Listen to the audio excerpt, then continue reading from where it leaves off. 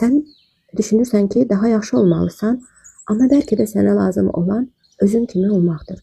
Bugün məni düşündürən 82-ci surənin 6, 7, 8-ci ayələridir. Əslində qısa ayələrdir. Ey insan, səni öz səxavətli Rəbbinə qarşı qoyan nədir? O ki, səni yaradıb, kəmilləşdirdi və sənə gözəl bir surət verdi. Səni istədiyi şəkildə yaratdı. Bu sadəcə xatırlama deyil. Bu, hələ bir içindən gələn bir duruş sualdır. Əgər sən artıq tarazlıqda yaranmısansa, niyə özünlə mübarizə aparasan? Biz öz təbiətimizi dəyərsiz edirik və çalışırıq düzəltməyə, dəyişməyə. Amma həqiqət nədədir?